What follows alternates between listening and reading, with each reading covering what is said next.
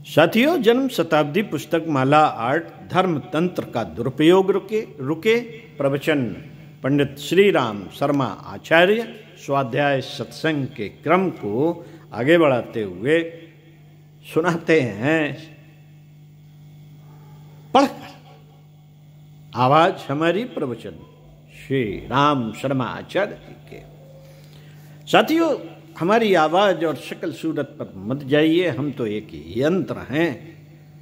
हम तो मात्र उनके विचारों को आप तक पहुंचाने का माध्यम है। इसी आधार पर सुनते हैं समर्थ गुरु रामदास के मंदिर व्यायामशाला। साथियों, समर्थ गुरु रामदास ने छत्रपति शिवाजी के सिर पर हाथ रखा और कहा कि भारतीय स्वाधीनता के लिए, भारतीय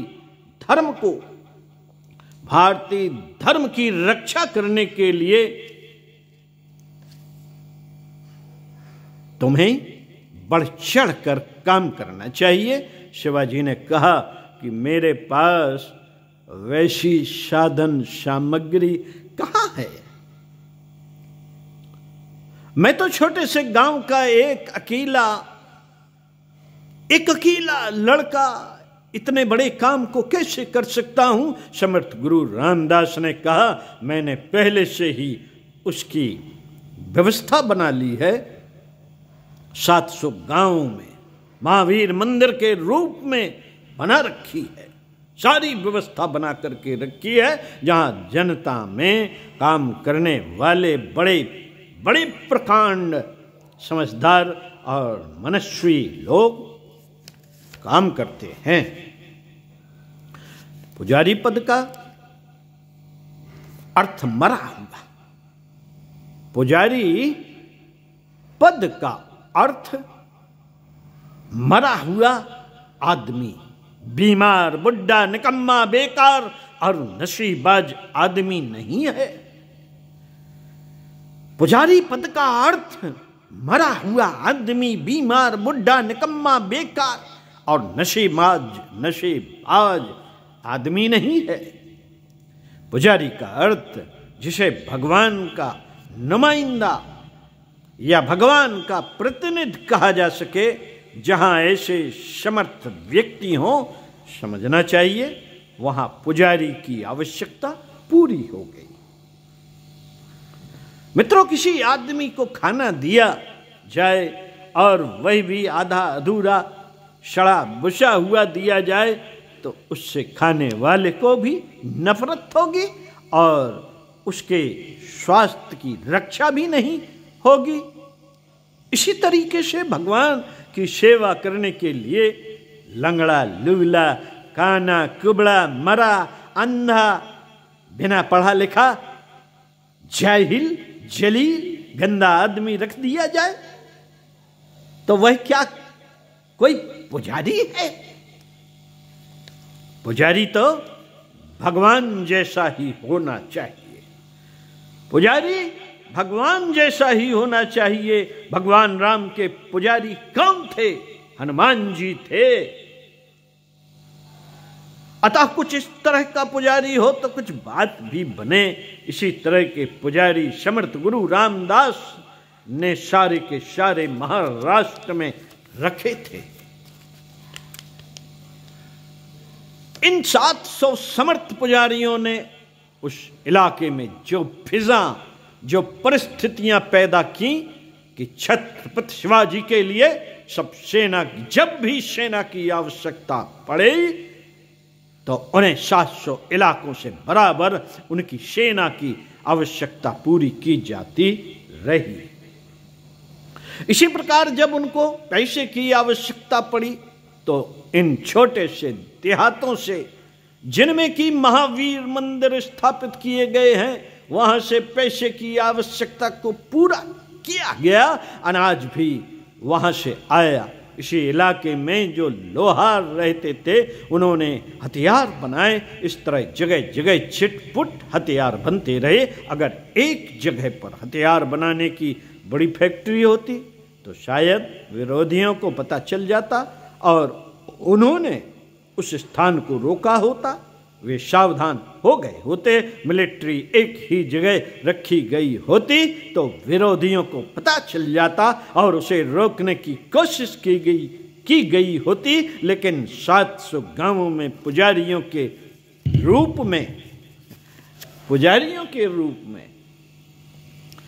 अलग अलग तरह की छावनियां पड़ी हुई थी। हर जगह इन सैनिकों को ट्रेनिंग दी जाती थी। हर जगह इन छावनियों में 10-20 वॉलंटियर आते थे और वहीं से पैसा, धन व अनाज आता था। इस तरीके से मंदिरों के माध्यम से समर्थ गुरु रामदास ने छत्रपति शिवाजी को आगे करके इतना बड़ा काम कर दिखाया। मित्रों, मंदिर जन जागरण के केंद्र बनाए जा सकते हैं। मंदिरों का उपयोग लोक मंगल के लिए किया जा सकता है, क्योंकि उसके पास इमारत होती है। इमारत तो हर सेवा केंद्र के पास होनी चाहिए, परंतु इसके अलावा वह व्यवस्था भी होनी चाहिए जिससे कि उस क्षेत्र के कार्यकर्ताओं का, निवासियों का गुजारे का प्रबंध किया जा सके। इस गुजारे का प्रबंध तभी हो सकता है जब आजीविका के स्रोतों से जनता में इसके लिए त्याग वृत्ति पैदा की जा सके। मनुष्य में यह भावना पैदा की जा सके कि हमने भगवान को दिया है, तुमको नहीं। इसमें आदमी का मन हल्का होता है, त्याग और सेवा की वृत्ति पैदा होती है। इस धन के एक केंद्र पर इकट्ठा होने से समाज के लिए उससे उपयोगी काम किए जा सकते हैं। प्राचीन काल में मंदिर इसी उद्देश्य से बनाए गए थे।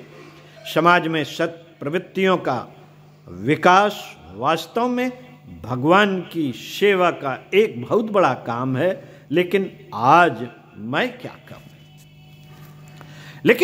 मैं क्या कहूं, मंदिरों को देखकर रोना आता है। आज मंदिर पर मंदिर बनते चले जा रहे हैं, करोड़ों रुपया खर्च होता है।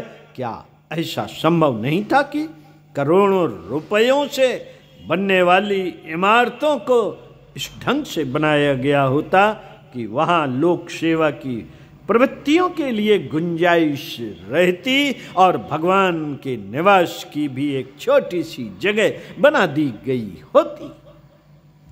साथियों, आज तो सारी की सारी इमारतें इस काम के लिए बनाई जाती हैं कि उसमें केवल भगवान ही बैठे। भगवान को इतनी जगह की क्या जरूरत है? भगवान को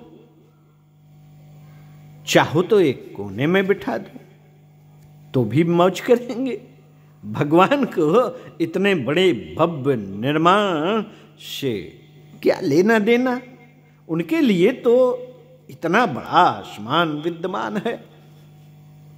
लोक सेवा की प्रवृत्तियों का केंद्र हो मंदिर। मित्रों, मंदिरों की इमारतों को अगर इस ढंग से बनाया गया होता कि जिनमें मंदिर के साथ साथ पाठशाला, प्रौढ़ पाठशाला, संगीत विद्यालय, वाचनालय और कथा कीर्तन का कक्ष भी बना होता, उसके आसपास व्यायामशाला भी होती और थोड़ी सी जगह में चिकित्सालय का भी प्रबंध होता, बच्चों के खेलने की भी जगह होती। इस तरीके से लोक मंगल की, लोक सेवा की, अनेक प्रवृत्तियों का एक केंद्र अगर वहां बना दिया गया होता और वहीं एक जगह भगवान की स्थापना होती तो जो धन मंदिरों में चढ़ाया जाता है उसका ठीक तरीके से उपयोग होता। ऐसी स्थिति में मंदिरों के द्वारा कितना बड़ा लाभ होता, बात सोचने की है। साथियों, आपने गिरजाघरों को देखा है? आपने गिरजाघरों को देखा है? गिरजाघरों में भगवान के लिए कोई गुंजाइश नहीं है क्या? वहाँ कहीं कहीं मरियम की मूर्ति लगी रहती है, तो कहीं कहीं ईसा की प्रतिमा लगी रहती है। एक छोटा सा प्रार्थना कक्ष होता है, इसमें कहीं अस्पताल या दवा खाने वाला हिस्सा होता है, कहीं पादरियों के रहने का हिस्सा होता है, कहीं एक छोटा सा दफ्तर बना होता है। इस तरह भगवान का एक छोटा सा केंद्र बनाने के बाद में बाकी सारी की सारी इमारत, सारा स्थान लोक मंगल के लिए होता है। पहले भारतवर्ष में भी ऐसा ही किया जाता था और किया भी जाना चाहिए, लेकिन आज तो मंदिरों की दशा देखकर हंसी आती है, हंसी आती है और क्रोध भी। आज मंदिरों का सारा धन कुछ चंद लोगों के निहित स्वार्थों के लिए खर्च हो जाता है। जो कुछ भी चढ़ावा या दान आया,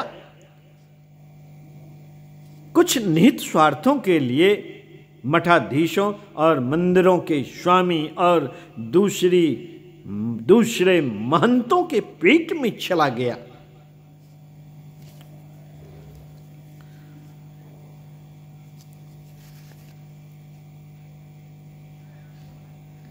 पेट में चला गया मित्र यह अनावश्यक धन, हराम का धन जब लोगों के पास आया तो उन्होंने क्या क्या किया आप नहीं जानते, मैं जानता हूं।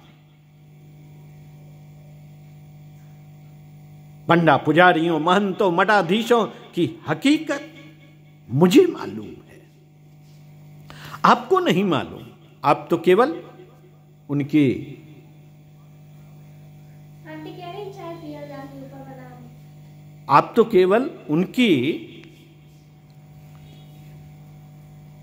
आपको नहीं मालूम, आप तो केवल उनकी बाहर की शक्ल जानते हैं।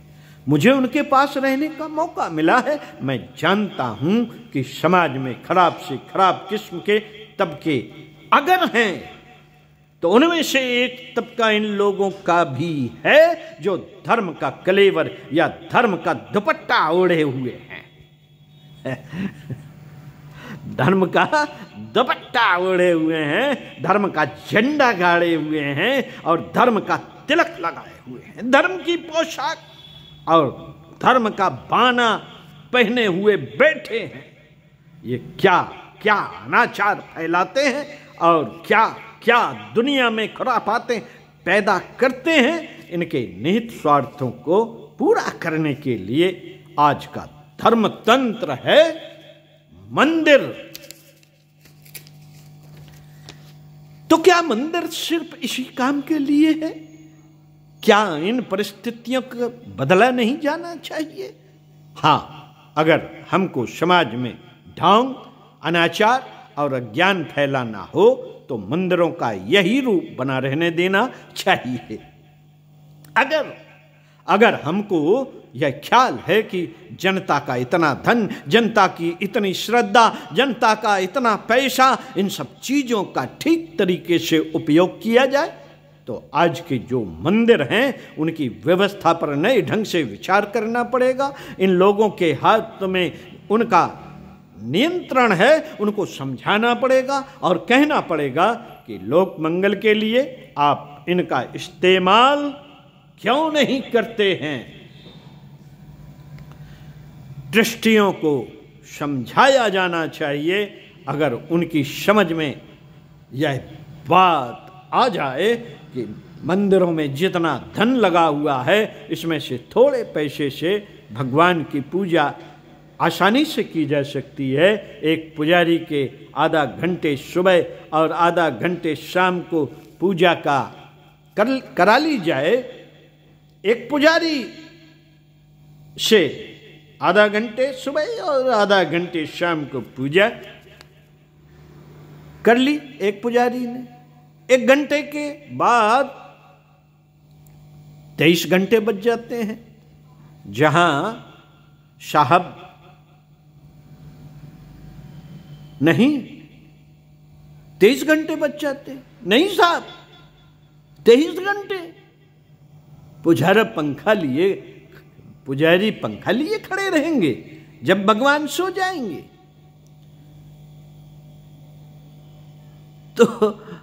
तो वे वहां से हटेंगे और जब भगवान उठ जाएंगे तो फिर पंखा ढुलाते रहेंगे। यह कोई तरीका है? यह कोई तरीका है? मित्रों, ये कोई तरीका नहीं।